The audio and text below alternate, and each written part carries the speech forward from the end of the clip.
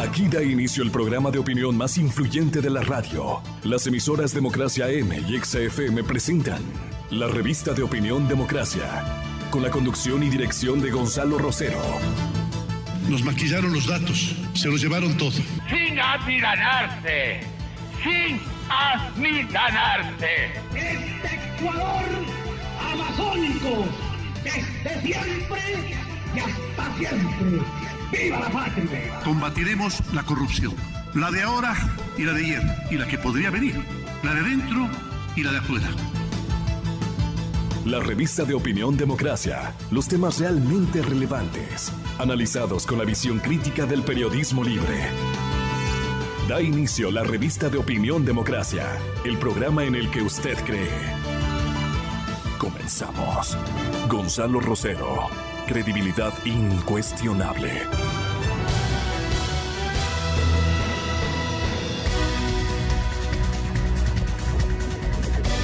Buenos días, me siento muy honrado con su presencia, Cristian, el investigador social y periodista de lo mismo, periodismo de investigación. Cristian Zurita nos acompaña esta mañana, conjuntamente con el doctor Miguel Revelo, abogado defensor de Carlos Pareja Yanuseli. Él estará con nosotros en contados instantes. ¿Por dónde anda, doctor Revelo?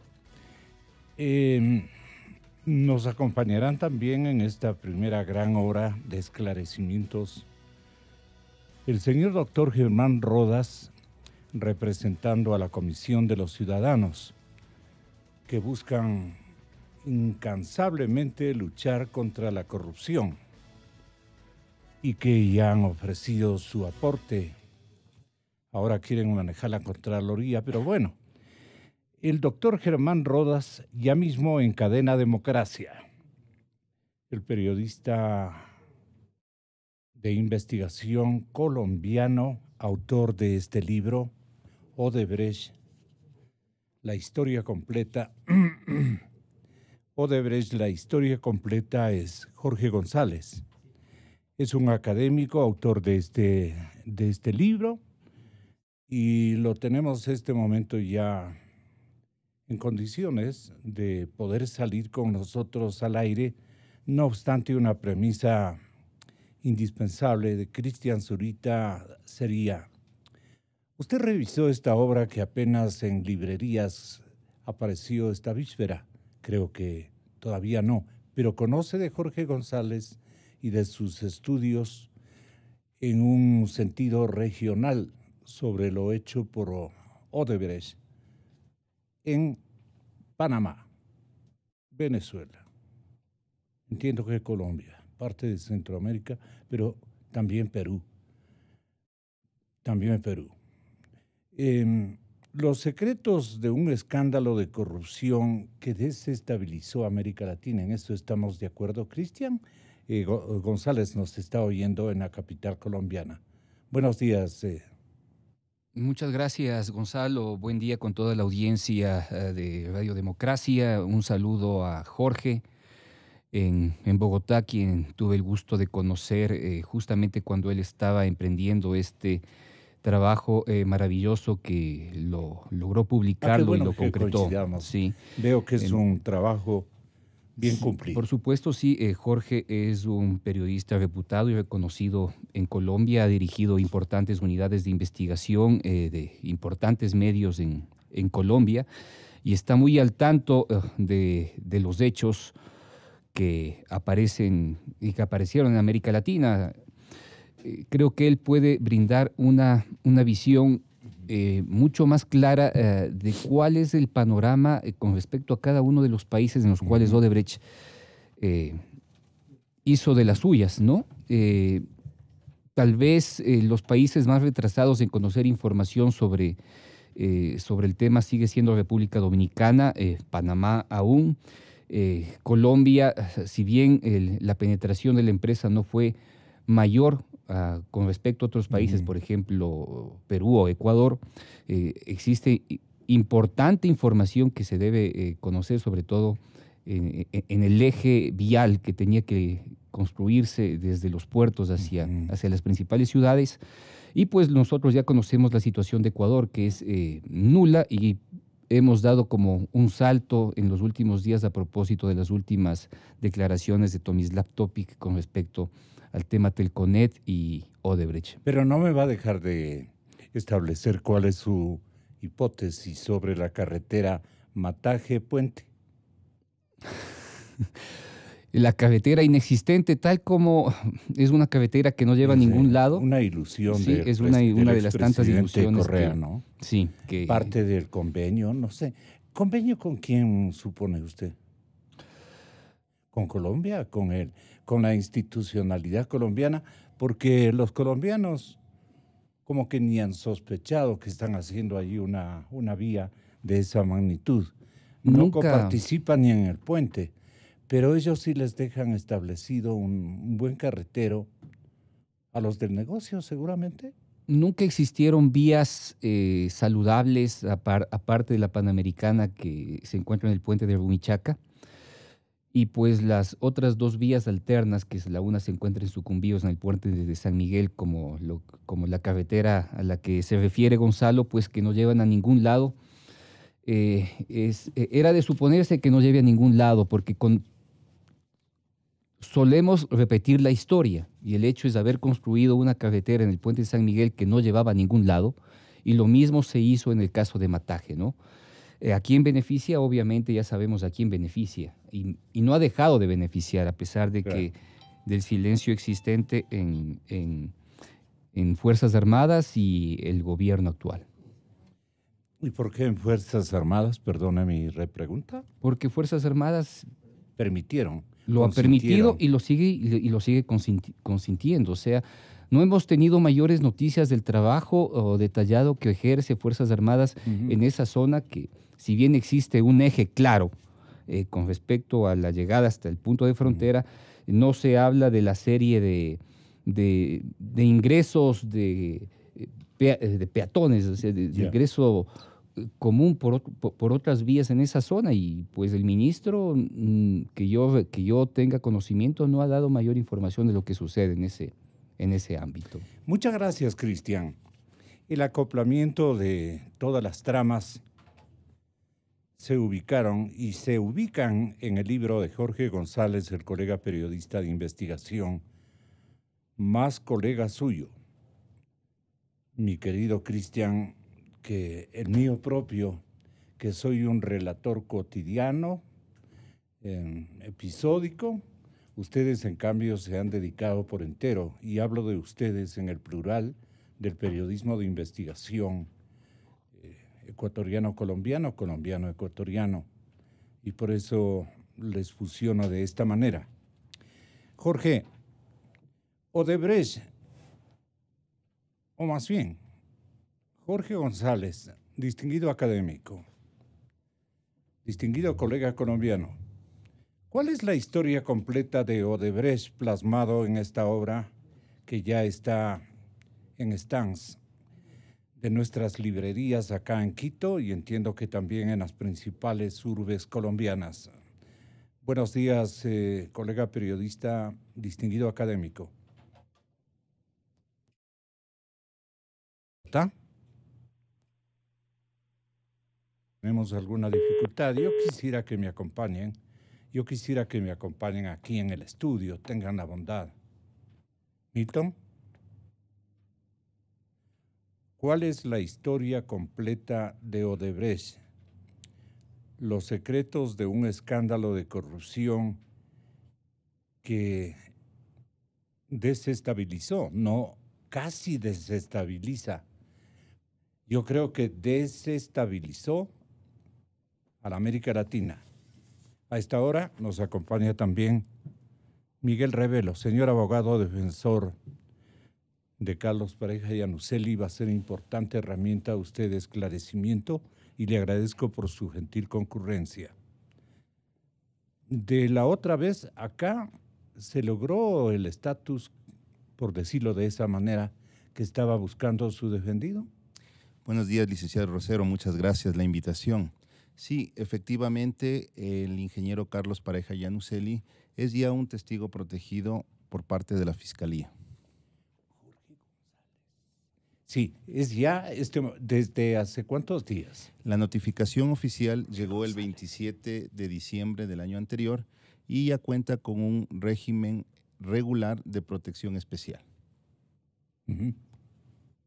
Hágale conocer a Milton para que tenga la bondad de él venir a conectarnos con la capital colombiana. Estamos, digamos, se colgó la llamada, ¿no?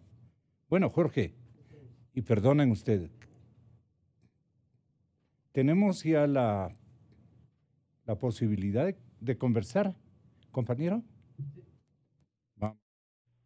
Jorge le preguntaba cuál es la historia completa que usted alcanzó a escribir de Odebrecht.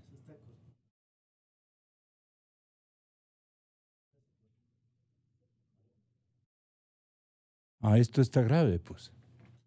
¿Quién nos corta? ¿Es exógeno o es interno?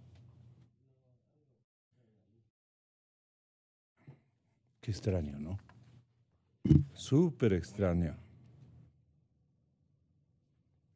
El capítulo 2, sí, todavía no le he revisado, pero que venga Milton, tenga la bondad. No, la grabación puede esperar, tenga la bondad. Esto es importante y es urgente. Qué pena que tengamos que hacer pública la prioridad absoluta para esta llamada telefónica. El palanqueo fue incesante el día de ayer y la buena voluntad del maestro universitario colombiano e investigador periodístico fue manifiesta, abierta, contundente. Yo por eso me permití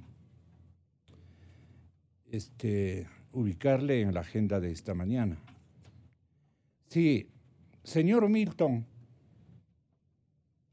No, parece que no nos escuchan en el estudio de producción.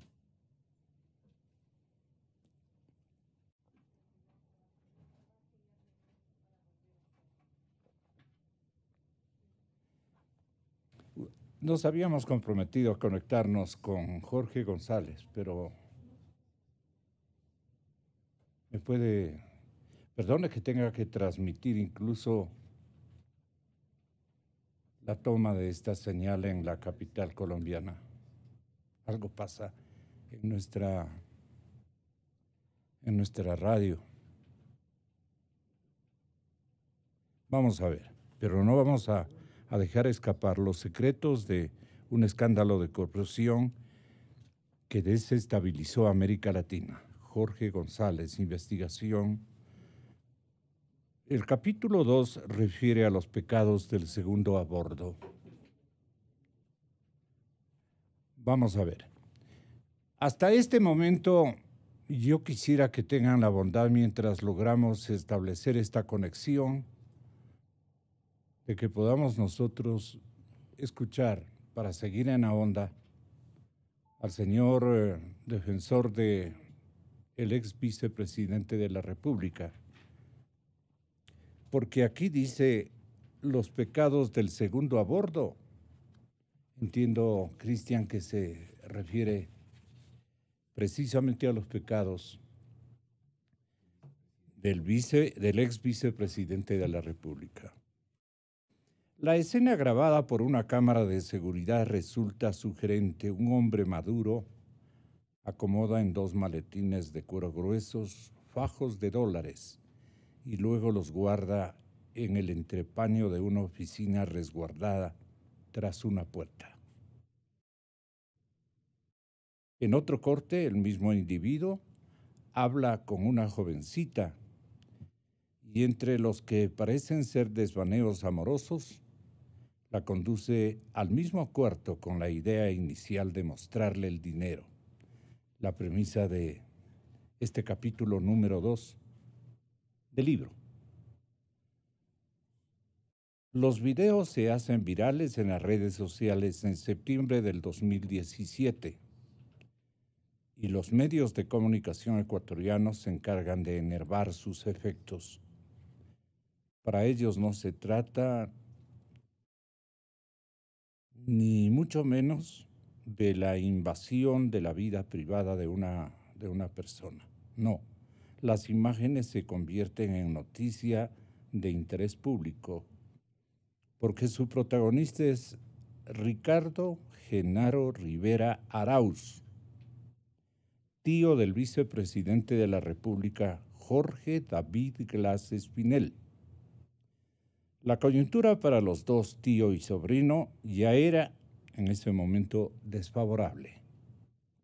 Ambos estaban siendo investigados bajo la presunción de una posible asociación ilícita para exigirle millonarias comisiones a la multinacional Odebrecht a cambio de la adjudicación de los más jugosos contratos en el área de la infraestructura. Así las cosas, la asociación parecía obvia y conducía a una sola pregunta.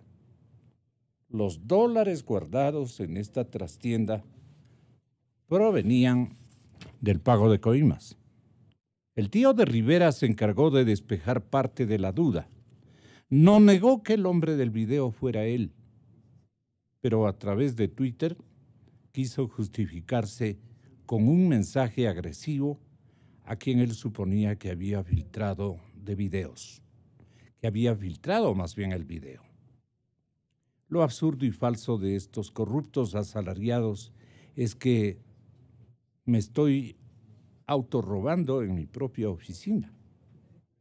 Su réplica bien podría ser interpretada como un mensaje a un testigo protegido por la policía y la fiscalía.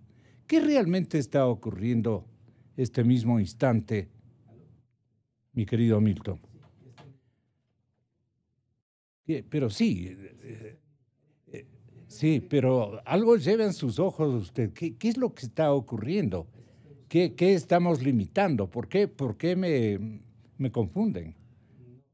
Jorge, adelante, tenga la bondad. Le estaba preguntando en qué consiste de su indagatoria y el capítulo 2, que es el que vamos fundamentalmente, yo quise hablar de toda la obra. El capítulo 2 le quería dedicar precisamente a la ciudadanía ecuatoriana. No, algo pasa en Bogotá, creo yo. ¿Qué cree usted? ¿O nos están cortando en alguna parte certera del andamiaje gubernamental o de la gente interesada?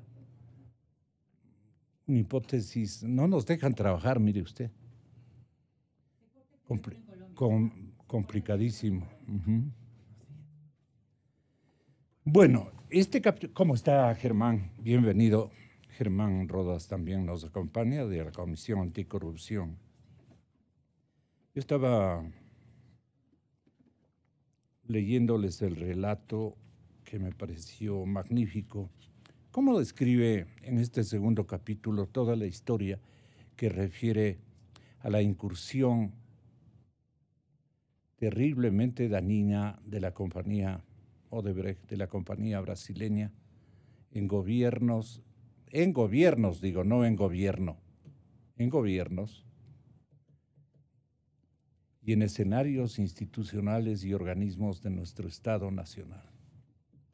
Esto es cosa muy grave. ¿A qué conclusión ha llegado Cristian Zurita, investigador ecuatoriano? A ver, no es una pregunta sencilla. Yo creo que tal vez en Brasil tengan mayor claridad de los hechos cometidos por no solo la empresa Odebrecht, sino toda esta mesa ejecutiva que ellos llamaban y sus trabajos en América Latina relacionados a formas de corrupción para generar proyectos, grandes megaproyectos en toda la región. Pero Brasil también de una forma pragmática se ha encargado de proteger hacia afuera a todas las empresas relacionadas a los hechos de corrupción, no solo Odebrecht, pero tal vez Odebrecht sea la más representativa. Y el ejemplo mayor está establecido por la estructura encontrada en el sistema de pagos y coimas de la empresa. Esto se descubrió que tenían un departamento específico de coimas en Panamá. Luego, todas estas transferencias y transacciones fueron de alguna manera identificadas en un banco que Odebrecht tenía en el Caribe, que es el Mail Bank. Y pues de lo que se establece es que al menos 11 empresas offshore de Odebrecht realizaron entre 20 y 40 transferencias por mes, ¿sí?, a miles de empresas en el mundo, ¿sí? ¿Qué se ha logrado descubrir? No creo que se haya podido considerar hasta el momento más del 20-25% de la información total. Por lo tanto, le queda a todos los países de la región conocer qué pasa con ese 75-80% de información que no ha sido analizada y que no ha sido entregada por los gobiernos, que Brasil no se ha comprometido a entregar de forma abierta a la sociedad civil. Y pues ese es el tema, ¿no? O sea, ¿cómo podríamos explicarlo? El sistema Drosys, por ejemplo, establece, que es el sistema de corrupción de Odebrecht que utilizaba, establece que aproximadamente podían establecerse transacciones por un piso de $3 millones, pero por un techo de 30 millones al mes. Y eso se trasladaba sobre todo a empresas radicadas en paraísos ¿Cómo fiscales. estableció esas cifras? Pero veamos si son coincidentes con las que un poco busca revelar en mismas proporciones no idénticas el autor de este libro, al que lo invito a comprarlo, adquirirlo y leerlo a los ecuatorianos, especialmente a la gente que independizó su espíritu, su cariño y afecto al país y a la causa nacional, su búsqueda de la verdad. Jorge González está en línea, lo estamos apreciando incluso gráficamente. Sí, ahí está. Bueno, a Bogotá le pedimos que tenga la gentileza, doctor González, de ofrecernos una primera respuesta global, de la manera como usted quiera hacerlo, sobre la historia completa de Odebrecht, una obra fantástica que le felicitamos, está ya circulando en América Latina. Buenos días, Jorge.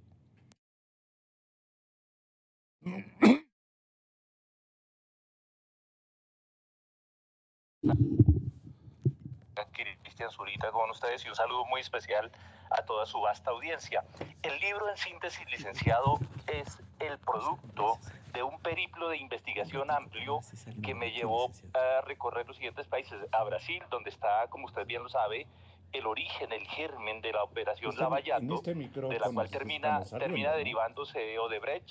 Luego fui a Perú, estuve en Ecuador, en Panamá, y finalmente produje la semblanza de Odebrecht en Colombia. Y tengo, en principio, para ofrecerles a los lectores un marco comparativo de los que, a mi juicio, son los resultados más relevantes conocidos hasta el momento en que el libro entra a imprenta en relación con el tema Odebrecht.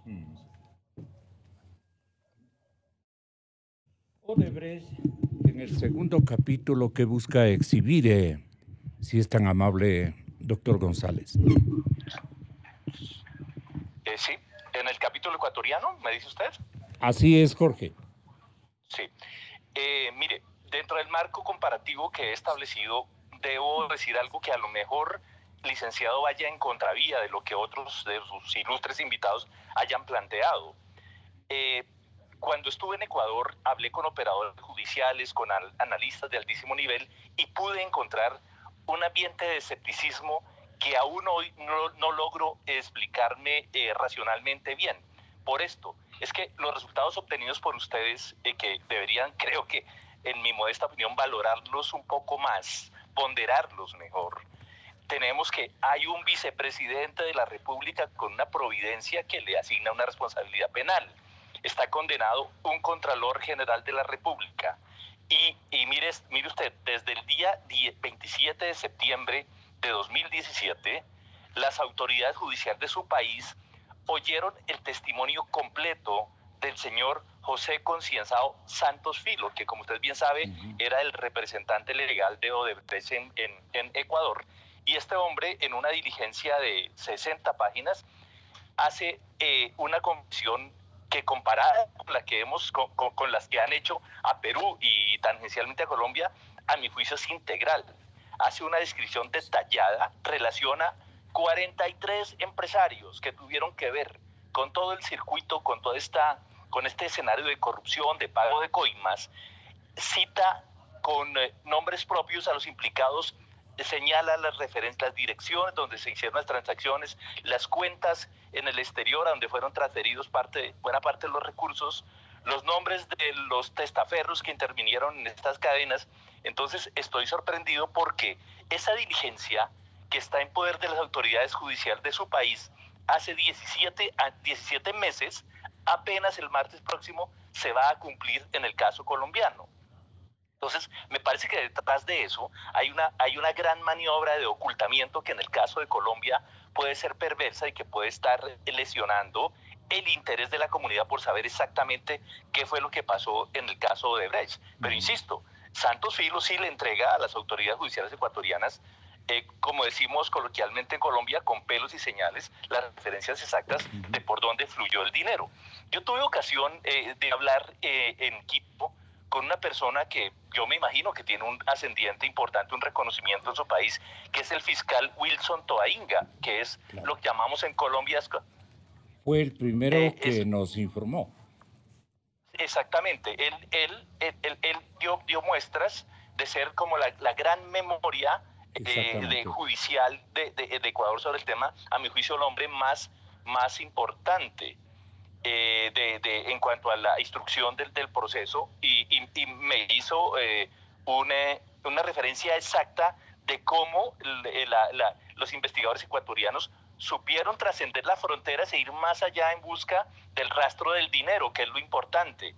Entonces, por ejemplo, no es cosa sencilla, que es la manera como se descubre que $6 millones fueron pagados para que se borraran los antecedentes fiscales de Odebrecht en Ecuador. Eso es un asunto realmente importante. Él me dijo textualmente, mire, por este proceso de desvanecimiento de glosas, o sea, del borrado de los antecedentes fiscales para que Odebrecht pudiera volver a contratar con el Estado ecuatoriano, la información que proporcionó la gente de Odebrecht fue corroborada con asistencia penal internacional. Y ese pago pudimos comprobar que fue de $6 millones.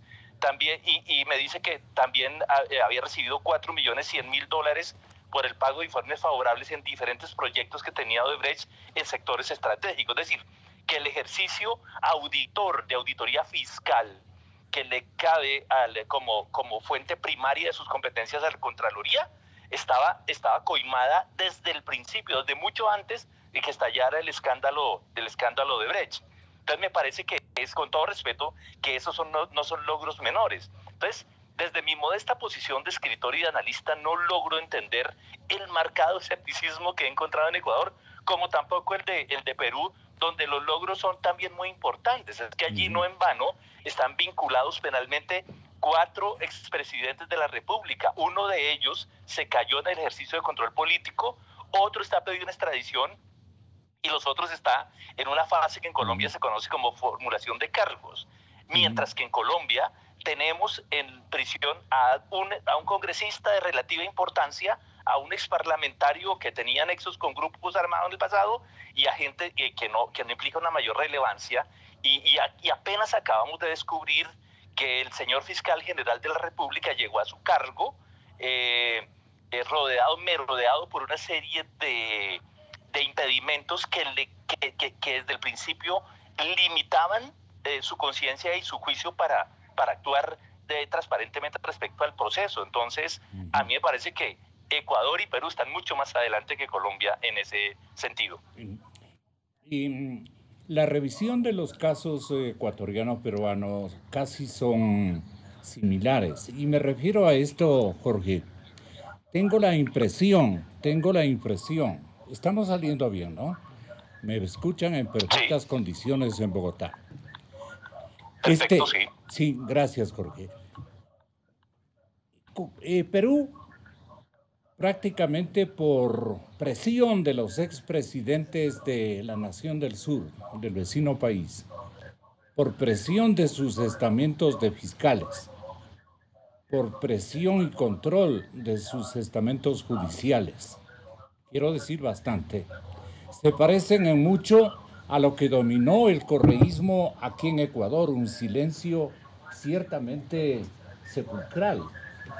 Dejaron establecido, el correísmo dejó establecido estamentos que hasta ahora están funcionando.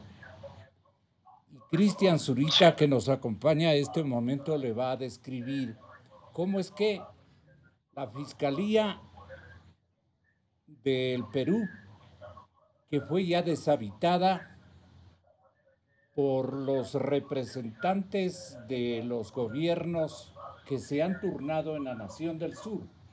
Ese era el señor, el doctor que le acaban de cancelar.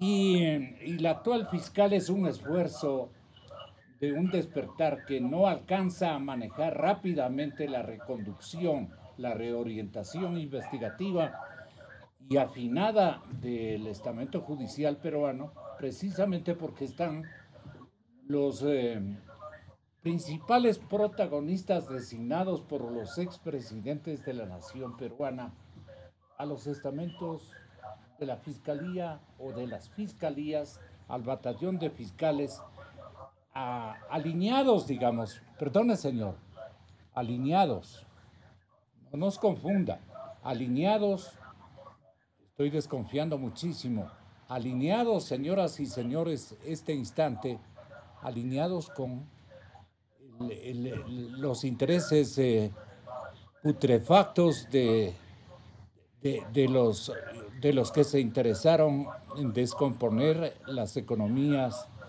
de América Latina, a donde apunta precisamente sus revelaciones. Entonces, Jorge, lo de Perú con Ecuador son parecidos porque aquí también hay una cantidad de fiscales y jueces que están empeñados a través de algunas sobritas que han dejado en un consejo denominado de la Judicatura, están empeñados en silenciar la investigación, en destruir todos los empeños investigativos. De esto, Cristian nos dará un resumen. ¿Cómo acopla lo uno y lo otro del Perú y de Ecuador? Cristian, ¿son parecidos de alguna manera? Muchas gracias, Jorge. Un gusto saludarte desde Quito. Yo personalmente creo que Perú ha avanzado con pasos agigantados porque ha logrado desenmascarar y dejar en evidencia la estructura de Odebrecht a varios niveles, desde los sistemas técnicos, los sistemas operativos, las tomas de decisiones y pues quienes en el más alto nivel firmaron los contratos. Es por eso que tenemos una serie de presidentes directamente involucrados, y no solo por las relaciones en las obras, sino también, sobre todo, porque existe de por medio grandes cantidades de dinero entregadas a las campañas electorales. A las campañas. Y en Perú, obviamente, la industria de la campaña electoral es gigantesca. O sea, nada comparado a las... No tiene parangón con lo que sucede en el Ecuador. Y es ahí donde las empresas brasileras, sobre todo Odebrecht, jugaron un papel preponderante, porque la mayoría de recursos fueron entregados como donaciones a campañas electorales y poco a poco se ha ido evidenciando la presencia de esos recursos luego a favor y favoreciendo a las empresas brasileras con contratos. Yo pongo como ejemplo el famoso acuerdo que la empresa firmó en los Estados Unidos con Odebrecht. ¿Qué es lo que decía? En el Ecuador, 33 millones de dólares se entregaron en coimas y el beneficio fue de 200 millones de dólares en contratos, que todavía en el Ecuador no se han logrado determinar qué 200 millones de dólares ni qué contratos eran, ¿sí? En el caso peruano, pues sí, existe una claridad de quiénes recibieron dineros por donaciones, qué empresas fueron beneficiadas con contratos, quiénes han sido las personas que recibieron coimas en una condición muy distinta a lo que puede haber sucedido en otros países. Es por eso que existe el escepticismo. El escepticismo es que acá efectivamente se conoce que existe un vicepresidente de la República sentenciado por el tema Odebrecht, en el cual aún existe una defensa a ultranza del anterior gobierno y del expresidente de que eso no es real, pero ya se están dando pasos mucho más allá y queda en evidencia con las declaraciones del señor Tomislav Topic de que el dinero de las coimas entregados a empresarios ecuatorianos pues es mucho más grave de lo que nosotros creemos y consideramos. Va por ahí el tema. Okay. Licenciado, usted me permite una pequeña interpelación. Desde luego que sí, tenga la gentileza. En este sentido, estoy de acuerdo por las referencias que he oído de Cristian y por la oportunidad privilegiada que tuve de hablar recientemente con él en Quito, de que uno de los grandes problemas estructurales de esta investigación del escándalo de Odebrecht tiene que ver con la falta de memoria histórica en nuestros países. Me refiero a porque el propio Cristian me corregirá, pero si mal no estoy, fue él el primer periodista en su país que denunció que la familia del hermano del presidente de la República, del señor Correa, fue el primero en activar el aparato de lubricar este aparato de corrupción con el aceite de las coimas. Y ya sabemos en qué terminó eso. En una persecución despiadada que estuvo a punto de afectar su libertad y su vida y su libertad de expresión como periodista. Entonces, nuestros fiscales en esta parte de nuestro subcontinente están arrancando, tienen como hito de arranque la revelación y el acuerdo al que usted se refería con mucha propiedad hace un momento, que firmaron Estados Unidos, Brasil y Suiza, y piensan que ese es el origen del escándalo. Entonces, que el origen hay que buscarlo mucho más atrás. Y en nuestros países el gran vacío es que no tenemos ese referente, esa memoria histórica, no conocemos los antecedentes. En consecuencia, el resultado es que la visión panorámica de la justicia es demasiado limitada. En ese sentido, concuerdo con la apreciación, licenciado, que usted acaba de formular. Sí, están acoplados en propiciar la impunidad, están acoplados mecánicas y estratagemas más o menos parecidos, por lo menos que me he dado cuenta, entre Lima y Quito, o entre Perú y Ecuador. Y por delicadeza y respeto le menciono primero a la nación del sur, Perú y Ecuador, Ecuador y Perú.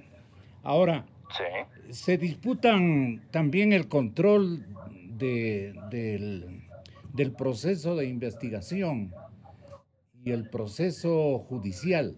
Se están en este momento disputando dos fiscales, una especializada y muy confiable, y otra que están concursando incluso para quedarse como titulares en el estamento fiscalizador público de nuestro país. Estamos en época de conversión y de esto le explica cómo está la situación, para que usted tenga una idea de lo que nos debe explicar un delegado, o un invitado más bien dicho, y respetable miembro de la Comisión Anticorrupción Ecuatoriana, que es el doctor Germán Rodas, que está en mi estudio. Tenga la bondad de escucharle, Jorge. Tenga la bondad, doctor. Por supuesto, eso no nos sucede. Buenos días a usted allá en Colombia, Jorge. Un saludo a los compañeros de panel. Gracias por la invitación, Gonzalo. Claro, lo que ha ocurrido en el último periodo, en las últimas horas, mejor dicho, en relación al caso Topic, que creo que es el meollo de algunos temas, tiene varias aristas. Yo quisiera señalar una primera, en términos generales, que todo aquello que signifique encontrar recursos mal habidos está bien, es bueno, es positivo. Primera idea. Una segunda idea, que me parece que de todas formas la persona, el señor Topi, que hace esta devolución, yo pienso que debe ser una devolución que exija de las autoridades, especialmente de la Fiscalía, la investigación adecuada concerniente a ese proceso de devolución de recursos y a una investigación más seria, o diría al menos seria, en relación a la actividad económica y comercial del señor Topi, con la finalidad de desentrañar si esa actividad es adecuada, es pertinente, es seria y es ética. Yo creo que esto es fundamental, porque si no, porque no está devolviendo $100, está devolviendo una cantidad que para la mayoría de los ecuatorianos es una cifra demasiadamente grande, de tal manera que esta devolución exige una investigación, cómo es que en sus cuentas había allí una cantidad que casi no se percataba que le habían puesto hace algún tiempo, y que qué hacía esa cantidad allí, quién la entregó, etcétera, etcétera. Seguramente le rindió hasta intereses ese monto. Seguro. De tal forma que habría que hacer una investigación prolija sobre lo que significa la actividad financiera, por lo tanto comercial y de actividades económicas en el país. Y un tercer elemento que a todos nos preocupa, porque efectivamente la Fiscalía ha declarado que desconocía de este proceso de devolución de recursos y del acuerdo con determinadas autoridades del gobierno. No han venido donde mí, dice, yo estoy manejando la causa. Claro, y en parte tiene razón, porque es allí donde está un proceso y es en ese proceso en donde se deben arreglar las cosas. Yo no quiero parecido al retiro de Toainga de los inicios de la investigación. Sí, yo no quisiera creer que se está comenzando a generar tres escenarios. El primero, la necesidad política del gobierno de decir al país, estamos encontrando dineros. Y cuando se encuentran dineros, se dan saltos, así como los que parece que se han dado un poco una pirueta, con la finalidad de decirnos, estamos avanzando en la cirugía mayor, con lo cual esa devolución del dinero pierde la efectividad del hecho real y se vuelve un elemento mediático de la necesidad política del régimen. Primero. En segundo lugar, hay el riesgo de que, disputándose la candidata a fiscal, la misma fiscal actual, y disputándose la directora de la UAFE, de la unidad. Sí, la doctora Salazar, también disputando la fiscalía, esta acción que es inédita pase a ser una especie de competencia entre la una y la otra candidata para demostrarnos en el país quién se lleva el trofeo, de sus deficiencias y de quién se lleva el trofeo. Lo dice usted muy bien, Gonzalo.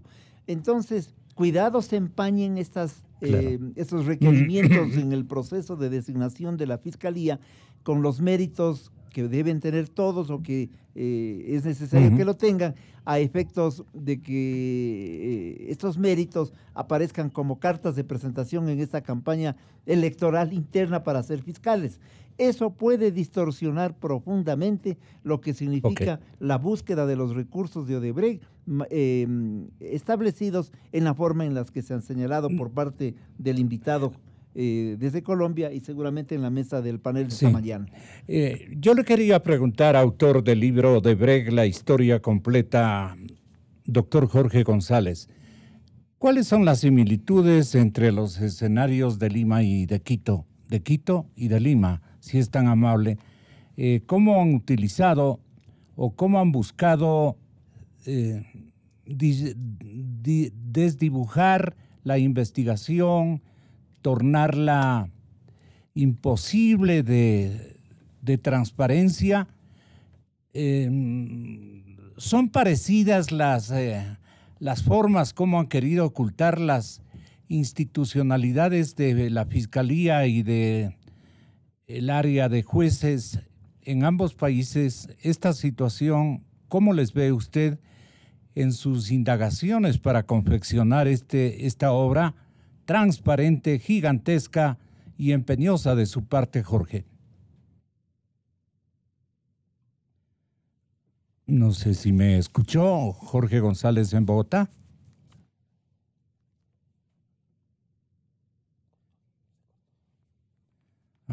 Se cortó entonces hace algún momento. El tema es que estamos haciendo un fonepage. Si este momento nosotros bajo nuestros mecanismos y tecnologías establecidas aquí, hacemos una conexión con cualquier otra ciudad del mundo, con cualquier otro contertulio telefónico, sí, nos va a escuchar a través de la consola. Hoy, como ustedes pueden ver, me obligan a usar prácticamente un teléfono celular. Digo, los parecidos entre Lima y Quito en los términos, sí, en los términos de lo que usted descubrió y de lo que usted investigó, son parecidos, tuvieron las mismas aperturas, las mismas facilidades y las mismas colisiones internas de los estamentos de la Fiscalía, tanto de Lima como de Quito. Y de los sí. procesos, perdón, me está preguntando a mí. A usted le estoy preguntando, sí. Sí. Mil perdones. Sin duda, si establecemos un parangón, hay unos parecidos que son sorprendentes. En los dos temas ha habido merodeando intereses políticos muy oscuros. Ha habido indudablemente un interés de ocultamiento, sin duda, que ha permeado la conciencia de los operadores judiciales. Pero a favor de ambos países y del aparato institucional de ambos países, debo decir lo siguiente. Lo que sí he encontrado es una marcada limitación de recursos jurídicos. Cuando el fiscal Tobainga me dijo, mire, si nosotros tuviéramos la mitad de la legislación de la que dispone Colombia, lo que pasa es que Colombia dispone, entre paréntesis, de una muy rica legislación en la lucha contra la corrupción, solo que no se cumple. Dice, sí, dice Tobainga, si tuviéramos la mitad de esos recursos, hubiésemos llegado incluso a una acción de decomiso de bienes productos de las coimas que se pagaron por la corrupción. No tenemos, me decía él, y eso lo envidio de Colombia, una ley que permita la extinción del dominio, por ejemplo, una ley que sea eficaz en el tema del lavado de activos. Y yo le decía al fiscal Tobainga, pero usted tiene unos operadores muy competentes, el papel del Congreso de la República, ¿cuál ha sido? Él me lo dijo, y espero no traicionar su confidencialidad, me dice que encontró en la Asamblea unos mecanismos de obstrucción muy concretos, que por distintas razones, cada vez que quisieron tramitar proyectos en ese sentido, se limitaron. Entonces, en ausencia de esos recursos, le queda muy difícil al Estado ecuatoriano, como le ha quedado difícil al Estado peruano, llegar al origen del bien que es producto de una operación que tiene un subyacente ilícito. En ese sentido encuentro una gran similitud en los dos países. Pero hay un papel que es importante juzgar, evaluar y que no quiero dejar pasar por alto. Es la actitud de los medios de comunicación. Ahí me miro con ojos críticos y voy a decir algo que a lo mejor sorprenda. Tanto en Ecuador como en Perú encontré que gran parte de los hallazgos, de las dudas, de las inquietudes que han surgido alrededor del caso de Brecht han sido formuladas desde los medios de comunicación, por conato, por empeño propio del periodista. Allá no estamos hablando de hallazgos enteramente judiciales o de datos que provienen del limitadísimo y estrecho escenario de cooperación judicial en el cual Ecuador y Perú se han debatido pues por tratar de lograr una cooperación más eficaz de Brasil. No, varios de los hallazgos fueron hechos en Perú, por ejemplo, con un periodista que es un emblema de investigación allí que se llama Oscar Libón. Y ya expliqué hace un momento cómo la semilla la semilla de la investigación fue sembrada en Ecuador también por los medios de comunicación. Ya destacaba hace un momento el papel que Cristian Zurita ha cumplido en ese contexto. Entonces, en ese sentido sí me parece que hay unos referentes de comparación que nos permiten hablar de similitudes importantes. Cristian, algo que se le ocurra a este momento compartir con su compañero de tarea. Sí. Y enriquecedores como han sido de esta obra fantástica de investigación periodística. Sí, resaltar que se trata de el primer trabajo que puede generar comparaciones de los hechos que han sucedido en cada uno de los países. Eso es formidable y es muy positivo para entender cómo cada país ha avanzado en la investigación y los desafíos y obstáculos que tienen que enfrentar para llegar a la verdad. Él obviamente, para él es como por demás extraordinario el hecho de que en Ecuador o Perú somos por demás escépticos a los grandes descubrimientos que se han hecho, pero nosotros consideramos que del 100% de los inconvenientes y actos de corrupción que la empresa cometió, pues apenas hemos descubierto un 5 a 10%. No hay que olvidar que el nivel de corrupción, de sobreprecios generados en las obras ecuatorianas suman aproximadamente 1.000 millones. Yeah. Son 1.000 millones en sobreprecios que tienen que haberse traducido en estudios falsos y en coimas. Y esas coimas están repartidas en un sinnúmero de personas que se encargaron de lavar y de las formas más complejas que ya han sido de alguna manera conocidas y estudiadas por la Fiscalía, que en ciertos momentos incluso no les ha llevado a nada porque los caminos se han cerrado, sí, y porque han sido hechos de corrupción y caminos de corrupción muy particulares que no obedecían al sistema construido por la propia empresa. Pero hay gran cantidad de nombres muy importantes relacionados a la Revolución Ciudadana que no se han conocido y que han dejado por condiciones internas de la Fiscalía de investigarse, ¿no? Ahí hay uh-huh, dirigentes deportivos importantes muy cercanos al expresidente de la República que no han sido investigados. El propio caso de Tomislav Topic, en el cual ahora está haciendo la entrega de $13 millones, cuando esto son denuncias que vienen desde el año 2003, en el cual ya se identificaron depósitos en la empresa Glory por $13 millones. Ahí lo que queda determinar es qué dinero de coimas entró por Odebrecht y qué dineros de coimas entraron por los créditos chinos, ¿sí? Y cómo se beneficiaron, y si es que efectivamente esta empresa que es el monopolio, y si es que esta empresa que es el monopolio del Internet en Ecuador, efectivamente el dueño es el señor Rivera y el señor Lazo o el señor Topic, claro, es un testaferro, claro, de esta empresa. O sea, estamos hablando a niveles mayores, es decir, si es que este momento el señor Tomislav Topic se le ocurre apagar o cerrarnos la fibra óptica, simplemente no tenemos forma de comunicarnos en el país. O sea, así de grave es la situación. Y eso apenas estamos dando un nuevo salto para conocer un nuevo momento de corrupción en la empresa. Doctor González, transitó por su imaginaria esta hipótesis o esta certeza que nos exhibe el periodista de investigación Cristian Zurita, de que tanto los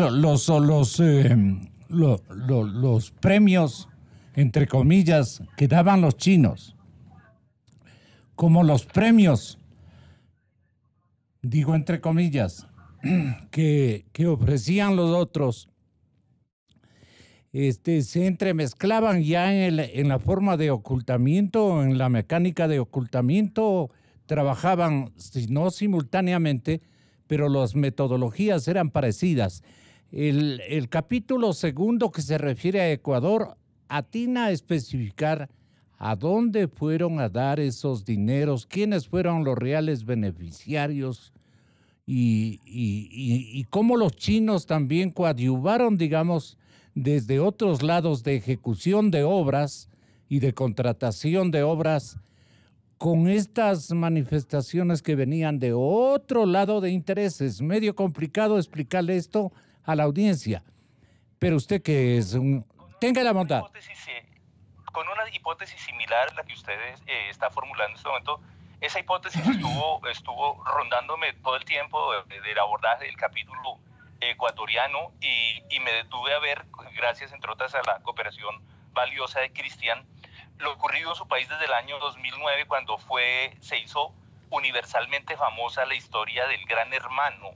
Eso me sirvió para entender que los límites de Odebrecht, no me canso decirlos, fueron mucho más amplios, y que no fue la única empresa transnacional que tuvo, que encontró en su país, en el Ecuador, en tiempos de Correa, el campo abonado para hacerse a grandes negocios públicos a expensas del pago de estímulos económicos. Entonces me parece que eso es importante. Sin embargo, insisto, yo sé que mi hipótesis en un amplio sentido los está contrariando, pero la democracia se trata de eso y la libertad de prensa se trata de eso. Sería profundamente aburrido que todos sus invitados estuviésemos de acuerdo en este punto. Pero mire, no pasemos por alto cosas como estas. Cuando los fiscales ecuatorianos se ponen detrás de la pista del dinero, los logros no son menores. Mire, dieron con las cuentas bancarias de las empresas Emanforti, Escotubel, con los movimientos del empresario Gustavo Masuch, y eso les permitió, entre otras, sustentar las hipótesis acusatorias. Por eso insisto, está muy bien la crítica que se formula, está limitada la investigación, se ha descubierto apenas el 5%, los cálculos en Colombia son del 7% descubierto, y en Ecuador tienen en la picota pública a 4 expresidentes de la República, y la comunidad siente que no ha hecho nada y que los hallazgos no se aproximan ni de lejos al 10%. La tarea que hay que hacer es grande. El reto y lo planteo en el libro, el reto que viene, el desafío de profundizar la investigación es gigantesco, si la tarea apenas está comenzando. El libro, en ese sentido, es un corte de cuentas con vocación de transitoriedad, de ser transitorio, no está la verdad, como lo pretende el libro, dicha en última instancia. Por supuesto que hay un largo camino por recorrer, pero nos estamos deteniendo en las cosas formalistas. En Colombia, el próximo martes está prevista una audiencia con los exoperadores, exrepresentantes legales de Odebrecht en Colombia, para que nos cuenten en la medida de sus intereses qué fue lo que pasó. Y acabamos de firmar un acuerdo de cooperación, de colaboración con ellos a cambio de beneficios judiciales. Y me parece perverso por lo siguiente: eso es un imposible de orden legal y de orden ético, para que la audiencia ecuatoriana entienda lo que trato de decir. Permítame 30 segundos más. Mire, sí. Colombia recientemente fue admitida en la UDED, que ustedes saben que es el club de las buenas prácticas, donde tienen asiento potencias. El único país emergente, países que se pueden considerar emergentes que están ahí son Chile y Colombia. En ese proceso, la comunidad internacional le puso a mi país varias tareas, entre ellas la aprobación de una ley para castigar el soborno transnacional. Y perentoriamente el 4º artículo de la ley, que fue aprobada por el Congreso nuestro hace 2 años, dice que cuando se pruebe que una transnacional cometió un delito en Colombia, el castigo mínimo debe ser de una inhabilidad de 20 años. Entonces, no podemos seguir pretendiendo que a expensas de la colaboración, no siempre de buena fe de Brasil, vamos a llegar a la verdad. No, es el momento de ampliar los espectros de investigación en todo orden. No solamente es una función de la justicia, es una función, cómo no, de la prensa fiscalizadora. Y debo decirlo sin ánimo de congraciarme con ustedes. Ustedes tienen una gran capacidad de fiscalización a nivel de prensa y lo han demostrado. Pese a las persecuciones durísimas que desató el régimen del señor Correa contra la libertad de prensa, y que le costó lo que sabemos que le costó a Cristian. Pero la tarea está por hacer, esa es mi conclusión. Germán Rodas tiene para usted esta inquietud, sí, concretísima. Más que inquietud, una opinión respecto de lo que le he escuchado a nuestro contertulio. En Bogotá. Desde Bogotá. Creo que la apreciación de él en el sentido de que en el país, en el Ecuador, los espacios legislativos no contribuyen o no han hecho lo que debían haber hecho en relación a lo que él señala que ocurre en Colombia, es la verdad. Y creo que aquí debemos puntualizar 2 cosas. La Asamblea Nacional no ha sido capaz de volver ley aquella decisión del 4 de febrero para que se dé muerte civil a los corruptos. Vamos 1 año en esta circunstancia, como tampoco ha sido capaz de elaborar una ley anticorrupción o de control de dominios y extinción de dominios como habríamos pensado, porque la acción de la fiscalización en algunas esferas de la política corren el riesgo de ser un instrumento de la farándula política y ahora electoral. Esa es una verdad y coincido plenamente en el sentido de que la opinión pública dirigida desde los medios de comunicación y desde algunos periodistas de investigación, como el caso de Cristian o Juan Carlos Calderón, para señalar dos nombres, su propia gestión, Gonzalo, etcétera, nos ha permitido aquellos ciudadanos que estamos también en las tareas de lucha contra la corrupción, tener eco a las acciones que hemos hecho.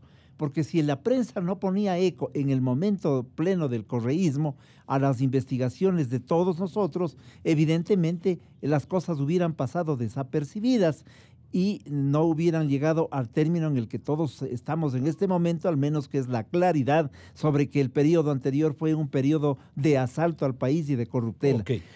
En el pago de los sobornos se hace entre septiembre del 2012. Usted debe, doctor Revelo, también haber estudiado, en beneficio naturalmente de su defendido, el exministro y hombre importantísimo en esta trama, que es Carlos Pareja Llanuselli. Y usted nos reveló el otro día que conversamos, sería bueno que el autor de este esfuerzo de investigación, el colombiano académico Jorge González, autor de Odebrecht, la historia completa, la escuche, le escucha a usted.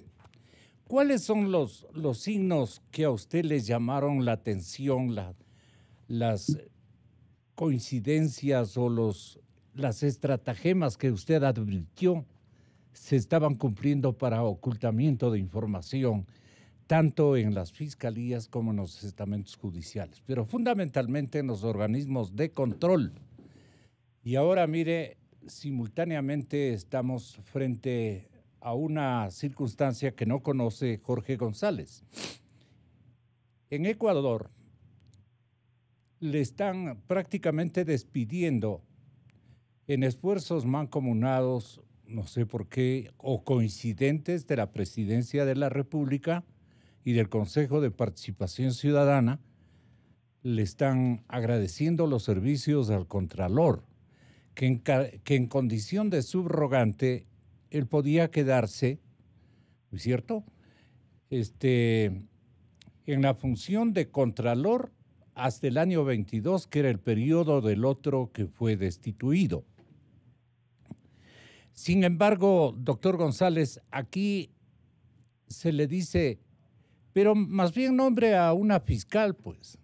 Estamos ya a buen tiempo con una fiscal subrogante que de alguna manera tenemos el pálpito, los periodistas ecuatorianos y las comisiones de anticorrupción, tenemos el pálpito de que es una tarea muy beneficiosa a los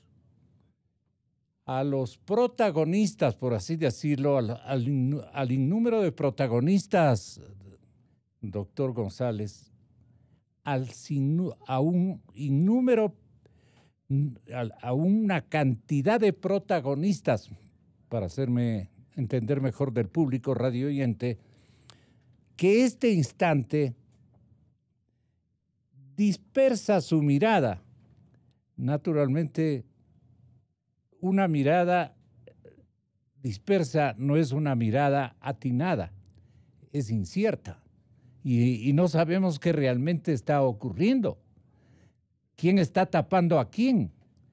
Entonces, ayer le instruyeron estos sectores a la fiscal general subrogante, que también es candidata a quedarse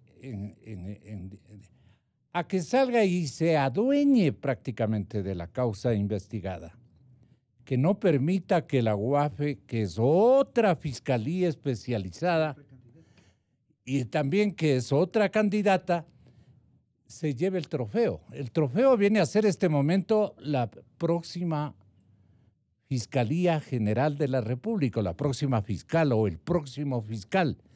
Entonces, esto que parece una circunstancia complicada por sus investigaciones, para hacer este libro, usted debe solamente darse la razón de por qué sus empeños bien atinados de enfocar la indagación que usted nos ha sorprendido, ha realizado atinadamente, con todas las certezas. Aquí, por ejemplo, un protagonista, y usted lo conoce en su trama también de carácter relatista. Jorge, Carlos Pareja Llanuselli es un personaje en todo esto. Es un personaje al que lo han silenciado, que comenzó en la Florida, descubrió un canal de revelaciones que interesaron a todos los ecuatorianos. Pero aquí está el abogado defensor de él para que le diga a usted qué intuiciones tiene él respecto de todo esto que no atinamos incluso a explicar a nuestras audiencias y en su caso a sus lectores. Tenga la bondad, doctor Revelo. Le está escuchando Bogotá. Estamos hablando del doctor Carlos Pareja Cordero, ¿verdad? No, es el doctor Carlos Pareja Llanuselli. Estamos hablando de Carlos Pareja Llanuselli. ¿Recuerda usted? Ajá. Es un hombre significativo, importantísimo en todo esto. Sin duda. Sí. Acaba de ser declarado testigo protegido, que es lo que estábamos, incluso los medios de comunicación, estábamos solicitando aquí en Ecuador que lo protejan, porque era el hombre más vulnerable, digamos, dentro incluso de seguridad por su vida, porque él conoce y muchísimo. Entonces, él le va a explicar sucintamente cómo él ve la cosa. Tenga la bondad, doctor Revelo. Gracias, licenciado Rosero, a todos los panelistas. Muy buenos días. Y a Jorge en Bogotá. Y Jorge en Bogotá, un saludo desde acá, desde Quito. Efectivamente, gracias, muy amable. Efectivamente, ¿no? Ahora nos estamos dando cuenta con la revelación en el libro de Jorge González que la trama de corrupción trasciende fronteras. Que la trama de corrupción no solamente es o corresponde a una sola persona. Son delincuencias organizadas que han estado a lo largo de toda Latinoamérica tratando de dañar, tratando de afectar las economías de los verdaderos ciudadanos de cada uno de los pueblos de Latinoamérica. En ese sentido, por supuesto, como lo había anticipado ya el licenciado Rosero, la defensa técnica del ingeniero Carlos Pareja Llanuselli ya percibió este afán de ciertas autoridades, tanto gubernamentales como autoridades de la función judicial, de silenciar y callar a Carlos Eugenio Pareja Llanuselli. Y esto se da desde el primer momento en que el fiscal Galo Chiriboga le hace una llamada en el año 2016 y le dice que se vaya porque lo van a meter preso a él y a toda su familia. Y a partir de esta llamada telefónica del ex fiscal Galo Chiriboga al ingeniero Carlos Pareja Llanuselli, se crea toda una trama, se crea toda una fantasía para echar la culpa a un chivo expiatorio. Estamos convencidos que el ingeniero Pareja Llanuselli hoy es un chivo expiatorio para tapar todas estas revelaciones que ahora tenemos conocimiento en el libro que ahora mismo lo estamos analizando. Y efectivamente, por supuesto, el poder político dentro de la Fiscalía se ve y se lo ha visto en estos días. Hace un momento se habló en esta mesa de trabajo respecto al incidente que pasó ayer entre dos candidatas. Perdone, el poder político, esto es importante. ¿El poder político anterior o el poder político actual y anterior? El poder político que ha habido toda la vida en el Ecuador. Toda la vida. Especialmente desde el regreso a la democracia. Ya, pero el tema que nos ocupa... Para el tema que nos ocupa es tanto del gobierno anterior como del actual gobierno. ¿Están fusionados en alguna parte? Pero por de supuesto, estratagema? el señor presidente... al autor del libro, Jorge González. Por supuesto por favor. Que es el mismo poder que quiere apropiarse de la Fiscalía. Porque no nos olvidemos que el señor presidente de la República de este momento... Perdón, le quiere preguntar. Sí, claro. Quisiera formular una pregunta al señor abogado que amablemente nos está ilustrando. Carlos Revelo se llama, Jorgito. Sobre la conexión del señor Pareja. Quisiera hacer una pregunta breve para seguir con la explicación. ¿Usted conoce, sí o no, la diligencia que rindió desde el consulado ecuatoriano en Sao Paulo José Concienzado Santos? ¿La conoce? Porque si me dice que sí, eso va a ser determinante para la explicación, el complemento a la respuesta que me está pidiendo el moderador. ¿La conoce, doctor? Sí, por supuesto que sí, tengo conocimiento de eso. ¿Y qué debe precisarle? Entonces, allí, mire, allí hay una gran señal de ocultamiento de lo que está ocurriendo en tiempos del presidente Rafael Correa. Santos Filo, si usted lo leyó bien, dice que sus contactos llegaron hasta la presidencia de la República. Refiere que varias veces la secretaria privada del presidente Correa le procuró el acceso por una puerta especial y que casi nunca lo sometieron a antesalas. Y en una parte de la confesión me llama la atención lo siguiente: la sorpresa vino cuando Santos le aseguró, estamos hablando de la entrega de unos dineros al entonces secretario general Alexis Mera, el secretario general, sin mal no recuerdo, del presidente Correa. Y el señor Santos Filo dice que el puente para la entrega de esos dineros que llegaron a la presidencia de la República, eso no lo estoy inventando yo, eso lo dice la legislación, se hizo por intermedio del abogado Carlos Pareja. Lo que no sé si es el mismo Carlos Pareja del que estamos hablando, porque dice que por intermedio de él, como puente, hizo llegar a la presidencia de la República 1,3 millones de dólares, hasta donde la relación documental que tenía a mano le permitía firmar. Entonces, ¿es eso así? ¿Usted cree que eso? Porque si eso llega a ser cierto, ahí puede estar el origen de las maniobras de ocultamiento que vinieron en tiempos posteriores. Por supuesto, las maniobras de ocultamiento no solamente se manejan en ese ámbito y en ese hecho específico que usted ha referido ahora a la audiencia. Las maniobras de ocultamiento se refiere a una gran trama, a una verdadera delincuencia organizada que estaba dirigida desde la presidencia de la República.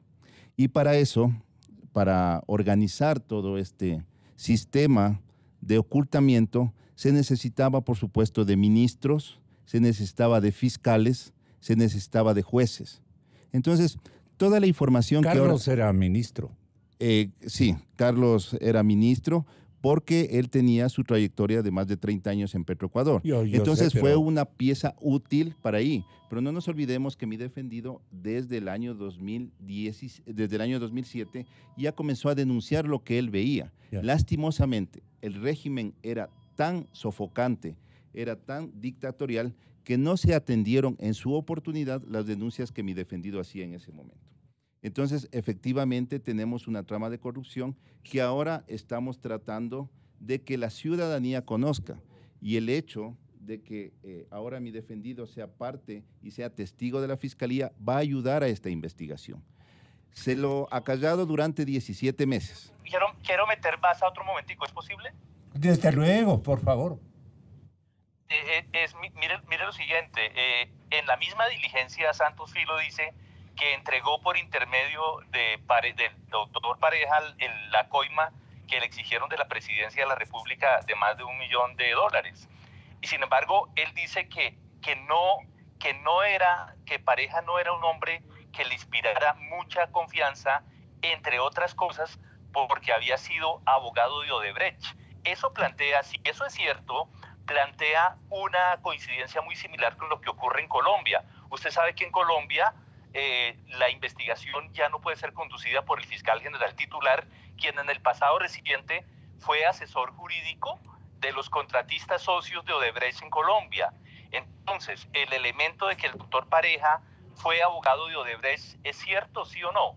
Eso se ha hecho público, esa afirmación que hace Santos Filo y que para mí ameritaría una investigación de oficio que debió haberse iniciado ya hace 17 meses, cuando el señor afirmó desde Sao Paulo lo que afirmó, me parece que esa investigación está en mora de hacerse, está rezagada. No sé doctor, ilustre abogado, si usted comparte esa apreciación o no. Absolutamente todas las investigaciones se tienen que hacer. Yo le quiero puntualizar algo, mi estimado Jorge González. Yo soy abogado del primo del abogado Carlos Pareja Cordero, ¿sí? Entonces, en ese sentido, claro, hay que puntualizar para esto. Yo no podría dar una respuesta a su pregunta concreta porque yo no he tenido el gusto de hablar. El temor es que usted les esté fusionando a los dos y son distintos. Son distintos, exactamente. Hay que hacer esa puntualización. Entonces, respecto a la pregunta que usted me hace de Carlos Pareja Cordero, no puedo dar una respuesta concreta porque no he hablado con él. Pero, por supuesto, de su primo, que ahora estoy a cargo de la defensa técnica, debo decir que él va a colaborar con todo lo que sea necesario para poder descubrir la verdad en esta trama de corrupción que le ha hecho tanto daño, no solamente al Ecuador, sino a algunos países de Latinoamérica. ¿Algo, Cristian, que quiera decirle, informarle o tal vez preguntarle? Bueno, a manera de... Porque estamos trabajando un poco de un para tema el libro. final, sí, y en lo que se refiere a las condiciones del abogado Carlos Pareja Cordero. Esto fue publicado por Diario El Universo en su debido momento cuando se dieron a conocer las primeras delaciones públicas desde Brasil, y se estableció y se señaló que quien había recibido 1.5 millones de dólares fue Alexis Mera. Y es una investigación que para la Fiscalía pasó totalmente desapercibida. Y hasta el momento eso no se ha retomado. Yo quiero hacer una precisión porque es posible que yo tengo el documento que me lo entregó una fuente de la Fiscalía. Es un documento que tiene un radicado, dice Casillero Judicial número 3955. Ahí se recoge, se transcribe la diligencia cumplida, la diligencia del señor José Concienzado desde Sao Paulo, y se hace una larga relación de todos los que estuvieron presentes en la misma. Y el abogado y el contacto presunto al que se refiere él es el abogado Carlos Pareja Cordero.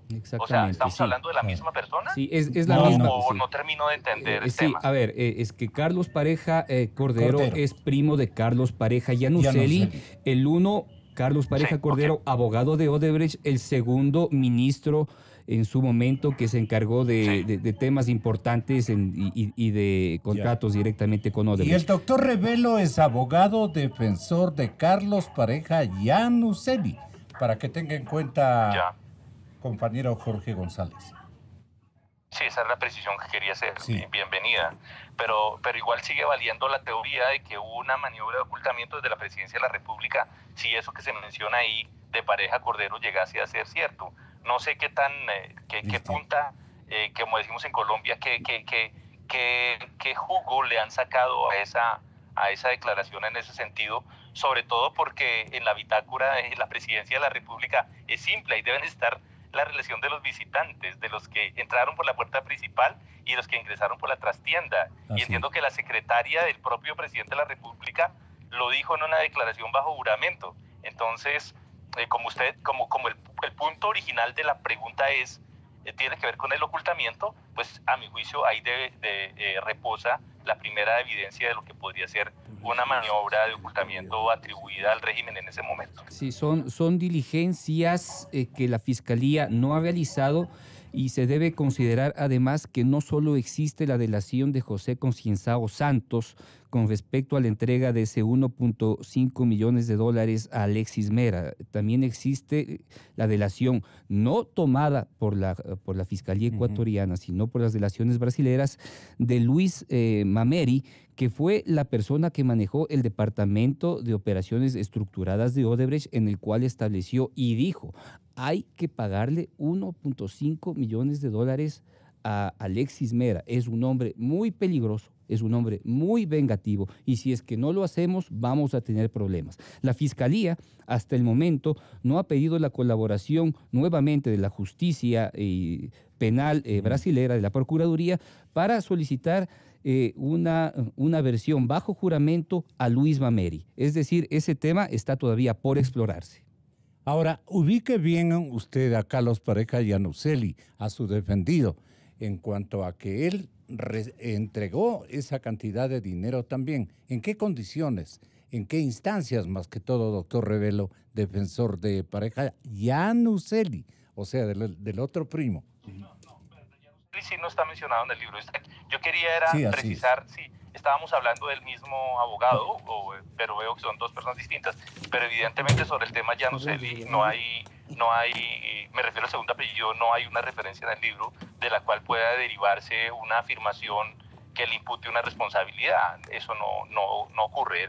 Lo mencioné solo para estar seguro de que estamos hablando de la misma persona. Veo que no. Entonces me quedo solamente con rescato lo último que dije, y es que si es verdad que este hombre tuvo acceso a través de Alexis Mera, como la firma, y con puente del señor Cordero a la presidencia de la República, me parece que eso sería, me parece que es una grave omisión no haberlo investigado a fondo. Eso es todo lo que quería decir sobre ese punto. Sí, indiscutiblemente, Jorge, aquí en el país la Fiscalía camina muy lento. Ha caminado muy lento. ¿Le convenía manejarse muy lentamente? Le convenía porque venía de los intereses de un gobierno anterior y seguía, pues, hasta el tiempo ¿La fiscal representa intereses del gobierno anterior? ¿Esto conocía la Comisión Anticorrupción?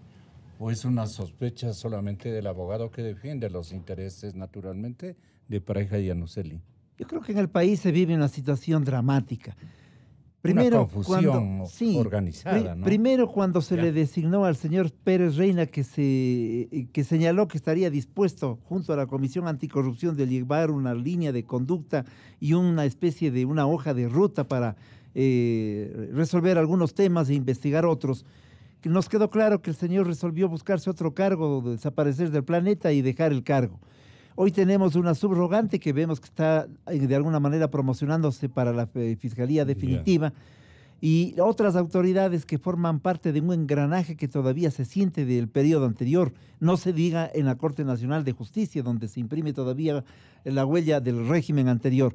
Creo que, por lo tanto, a eso hay que llamar una situación dramática que hoy se ha abonado con el tema que estamos comentando esta mañana del señor Topic, que no hace sino demostrarnos que después de 2, 3 años hay gente que devuelve recursos y dineros a quienes no debía devolver, una fiscal que se reclama que no ha sido tomada en cuenta, las dos damas, la fiscal y la doctora Salazar, como precandidatas para la fiscalía. Detrás de eso, ¿qué intereses se juegan? Pero lo que es evidente es que en el caso de Topic hay una devolución de recursos que tiene que no ser aprovechada políticamente, es decir, aparecerse en la escena para decir conseguimos tanto.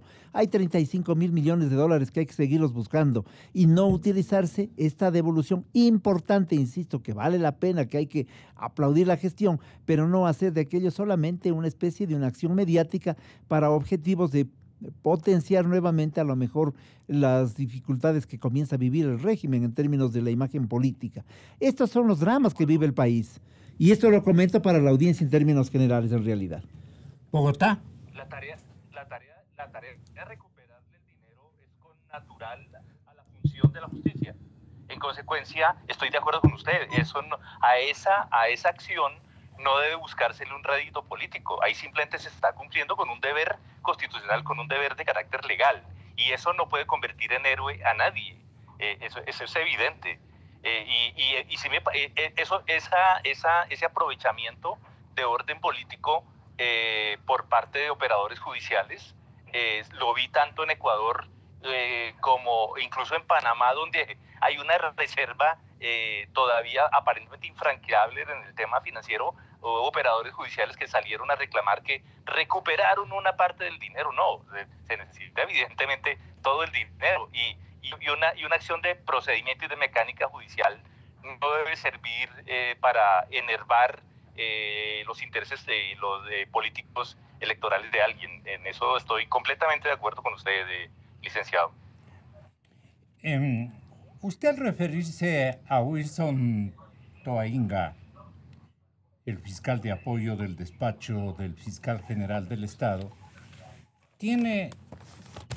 dice usted en su libro, tiene un bien ganado prestigio de ser el hombre que más sabe en el Ecuador sobre el caso Lavallato y su derivado queso de Brecht.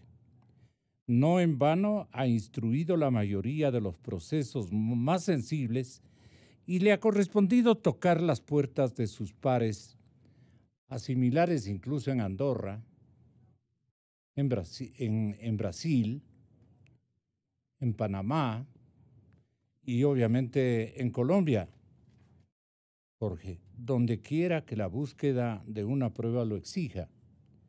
Navega diario, dice usted, entre expedientes, jurisprudencias e incisos.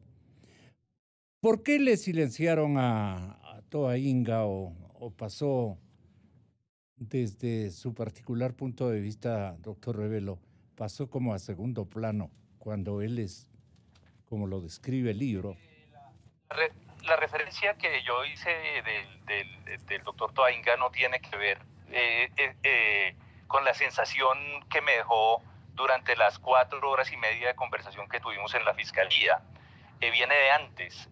Yo estuve hurgando en unos expedientes de una autoridad administrativa que en Colombia ya no coinciden con su apreciación de estos días. Y esa superintendencia de sociedades ha coadyuvado la investigación penal en el caso de Odebrecht, ha hecho traslado de pruebas. Y debo dar fe de que uno de los principales cooperantes desde el punto de vista judicial, estoy diciendo, de información proveniente de Ecuador sobre empresas por las que también se movieron coimas pagadas en Colombia, fue el doctor Wilson Toainga. Y hablé con el director nacional de fiscalías en Colombia y me lo refirió como un hombre confiable. Además, mientras estuvimos en esta reunión, yo pasé una especie de derecho de petición al entonces fiscal general del Estado, que estaba recién posesionado, me atendió amablemente en su despacho, me recibió la solicitud que en Colombia equivale al ejercicio de un derecho de petición y me remitió al despacho de Toainga. Allí debo decir que no solamente de manera diligente y yo diría que de buena fe, me dieron acceso a información que todavía militaba en expedientes y me dejaron ver los planes de trabajo que tenían hacia futuro. Y debo dar fe, porque no puedo traicionar la verdad, debo dar fe de que este hombre sí tiene, o por lo menos en junio del año pasado, cuando yo lo visité, tenía una perspectiva muy clara del objetivo que estaba persiguiendo y que traspuso fronteras y que fue donde fue preciso y cuento como que lo recibieron en Andorra porque fue hasta allá, venció las barreras de los idiomas, las barreras de la inexistencia de acuerdos de cooperación judicial. Por esa razón, al principio de esta intervención, quise, y veo que no los logré convencer, pero sigo pensando lo mismo, quise llamar la atención sobre el hecho de que en Ecuador no hay razón para que haya un escepticismo tan extremo como el que estamos advirtiendo. Me parece que las cosas buenas, los logros también hay que destacarlos. Yo no tengo con el fiscal ninguna relación distinta al hecho de que ese día amablemente me recibió cuando yo me presenté como un periodista modesto, escritor colombiano. Me prestan un computador, redacto lo que equivale a un ejercicio de derecho de petición, invocando unas normas que me dejó ver uno de los periodistas colaboradores de la oficina de prensa, y el fiscal dio acceso a la información, no solamente a la información que militaba en los expedientes en ese momento, a decisiones que gracias al empeño de los investigadores y los acusadores de la fiscalía han permitido escalar casos de responsabilidad a los ámbitos de la Corte Suprema de Justicia.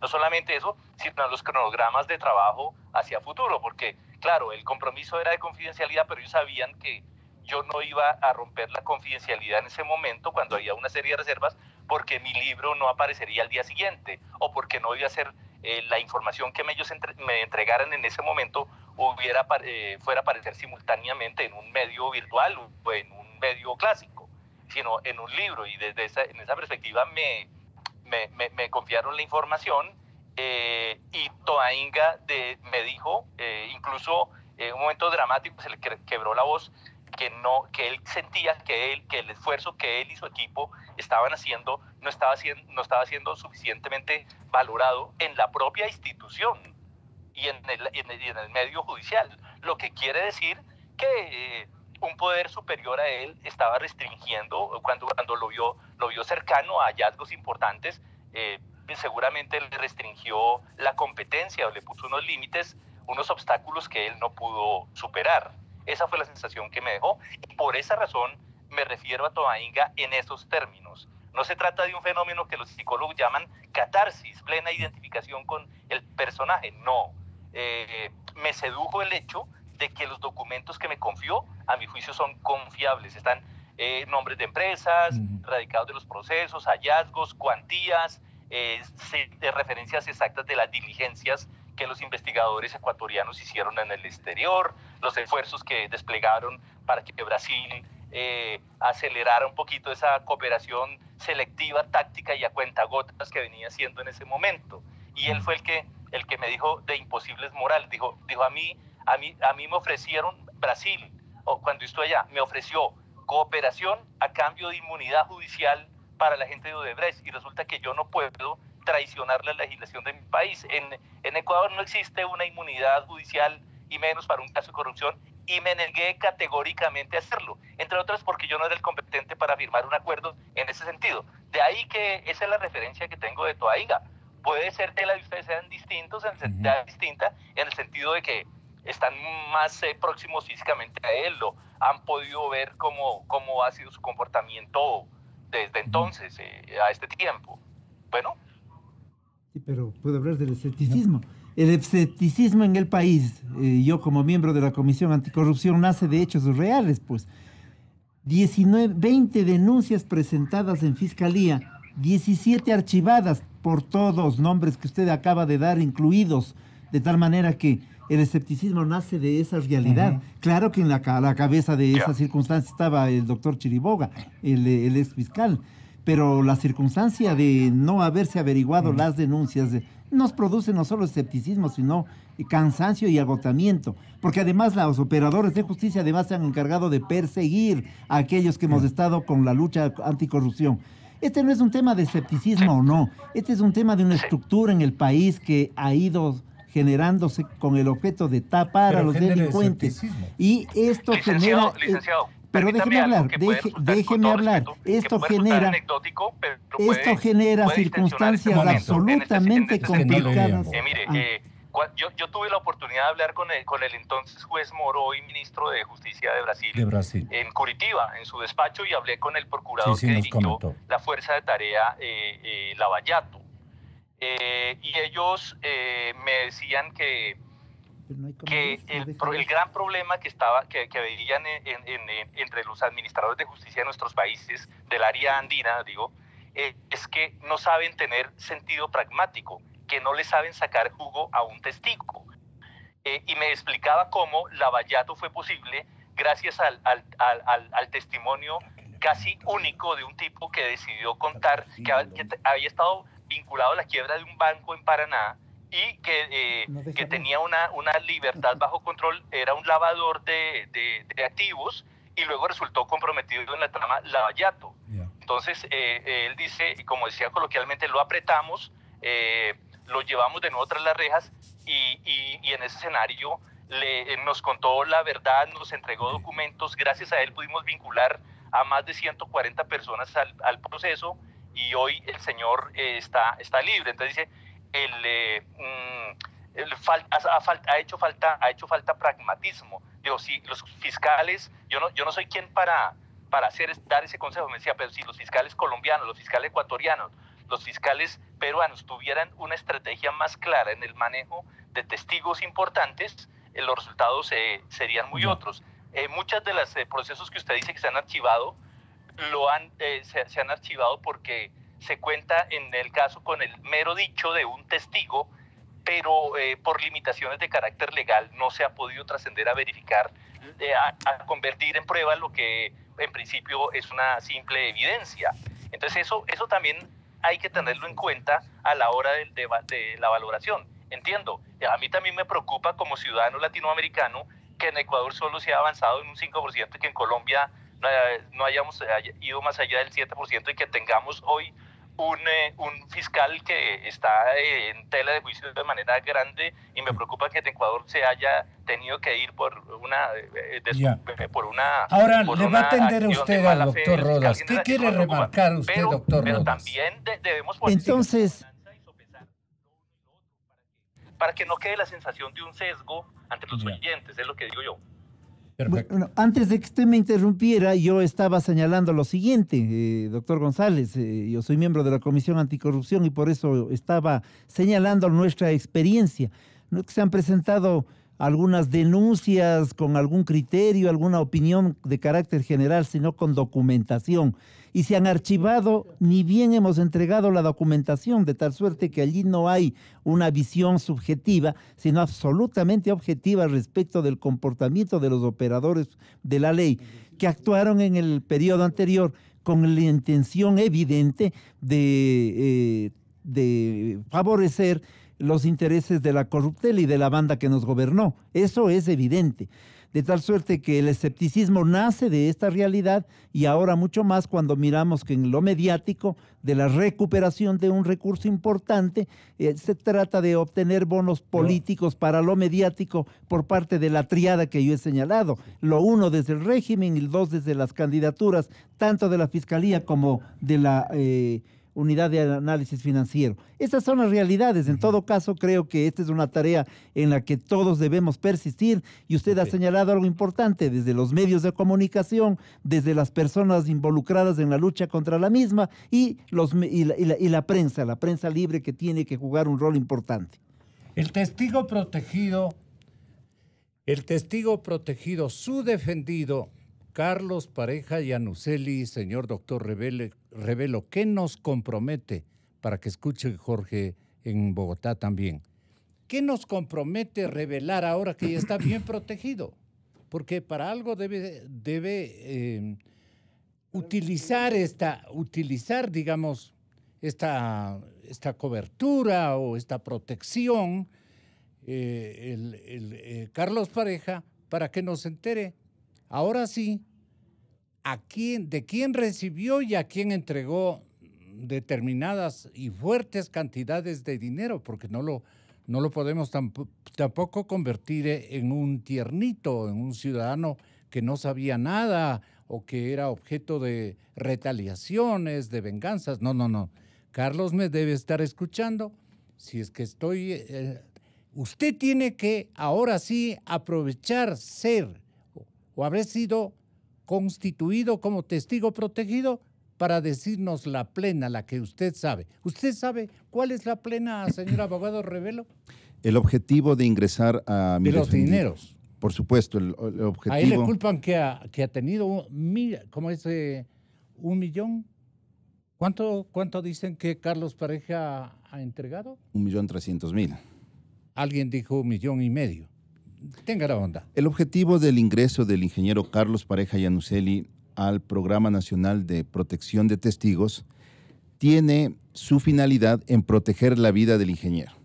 Una vez que ahora está protegida ya la vida y es responsabilidad del Estado ecuatoriano velar por la vida del ingeniero, vamos a comenzar desde la próxima semana con Fiscalía a realizar las primeras... ¿Cuál fiscalía? Con la señora fiscal general, con la doctora Ruth Palacios, ¿sí?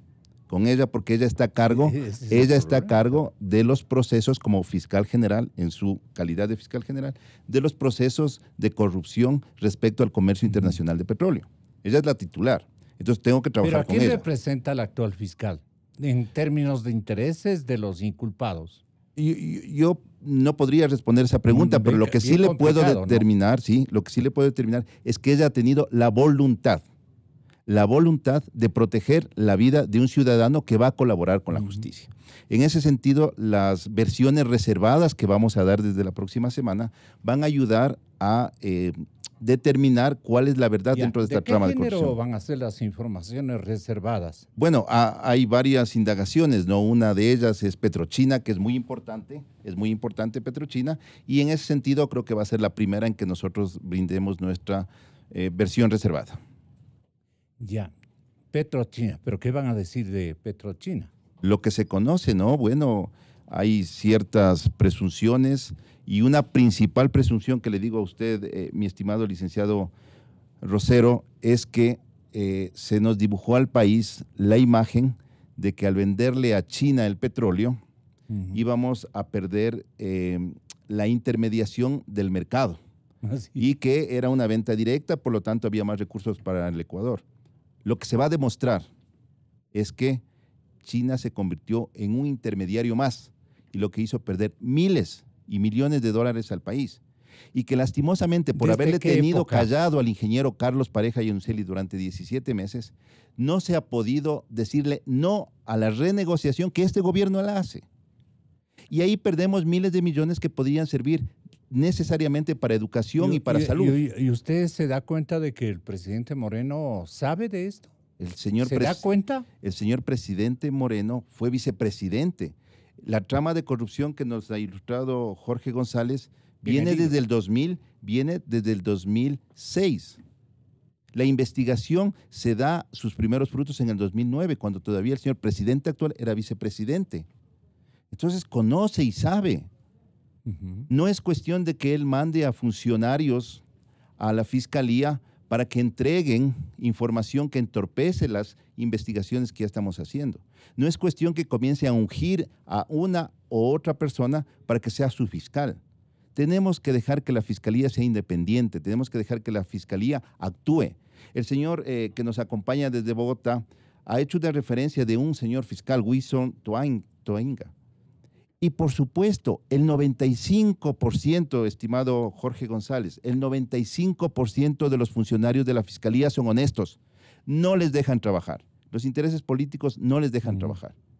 Ahora tenemos en manos de la señora fiscal Ruth Palacios la gran oportunidad de que no en miras de un posesionamiento de una fiscalía, sino en miras de que se conozca la verdad, comencemos a trabajar no solamente en este caso, no solamente en el de Odebrecht, sino en todos los casos que nosotros tengamos que aportar para que la verdad se conozca y que nunca más en nuestro querido país, en este Ecuador, tengamos que sufrir y los suplicios que estamos sufriendo. La gasolina sube.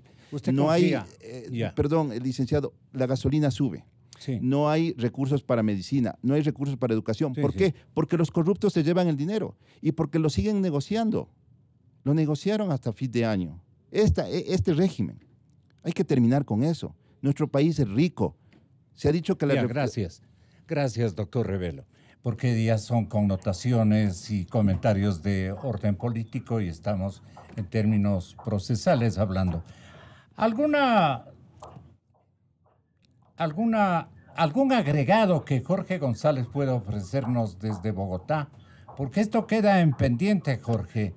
Estaremos a molestarle en próximos días, pero dígalo como una especie de desenlace de este conversatorio tan dilatado, un poco confuso, pero aclárelo usted. ¿Qué hemos logrado esta mañana con esta conversa?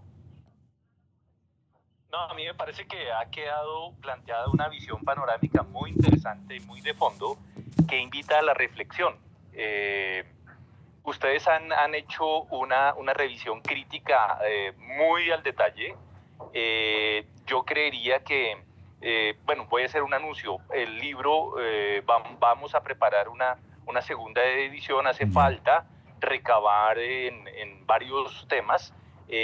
Hay que contar el capítulo inédito de Odebrecht México. Hay que meternos en el tema argentino y ya después de haberlos oído con mucho juicio. Pero en el caso ecuatoriano, ¿qué valor agregado hace falta? El tema de Ecuador merece, por supuesto, una profundización. Los procesos son dinámicos, las investigaciones periodísticas también lo son, y las circunstancias cambiantes hacen que el autor del libro tenga un deber irrenunciable de seguir buscando la verdad hasta donde le sea posible. Así que han sembrado en mí esa inquietud hoy y les agradezco mucho lo que oí y les agradezco que me hayan tenido en cuenta como panelista. Ha sido para mí de verdad un honor. Estamos hablando, Jorge. Saludos y creo que la lecturabilidad de su obra va a ser impresionantemente grande en Ecuador, porque esto asoma, y para bien incluso de la verdad, que es nuestra esencia de práctica profesional, es bueno, es definitivamente valioso. Y yo invito especialmente a los jóvenes ecuatorianos que están buscando en la carrera de la jurisprudencia, que aprendan a decir y hacer la verdad, que transiten por esos senderos. Ya suficiente las generaciones de padres y abuelos han confundido a la nación con el mal ejemplo, las malas defensas, los pésimos ataques. Y ahora hay un ejército de abogados en nuestra región, lamentablemente, que dejan mucho que desear, Y el abogado tiene que tener y curtirse en otros méritos y valores de carácter ético. Allá mi llamado especialmente a la academia y a los propios protagonistas, los famosos colegios de profesionales de la abogacía. Y la condición personal de cada uno de ellos tiene que reformarse, tiene que cambiar. Vengo con un tema. Un abrazo cordial para Jorge González. Estaremos al habla, Jorge. Buenos días. Sí, señor. Muchas gracias y muchos éxitos para todos ustedes. Dios le pague. Víctor Granda, Gustavo Medina, Alfredo Corral. Víctor Granda, el padre, por si acaso para a nuestros oyentes. El señor ex procurador y ex fiscal general Gustavo Medina y el ex contralor general del Estado, Alfredo Corral. ¿Por qué no hay fiscales en el país? ¿Y por qué quieren hacer marchar tanto en el organismo que lidera el ilustre ecuatoriano, el hombre del año, el doctor Julio César Trujillo, pero también el despacho presidencial? Están anhelosos los dos de agradecerle los servicios cuando él es un contralor subrogante y en esa condición manda el capítulo que se legisló para el efecto que cumple el periodo del anterior. Pero hay apuro de reformar esto. Ya nos explicará Julio César y ya nos explicará el señor presidente Moreno por qué se han puesto de acuerdo en este empeño. Bueno, muchas gracias. Y vuelvo con Víctor Granda, Gustavo Medina y Alfredo Corral, porque buscamos la verdad y completa. Inicio de espacio promocional y publicitario.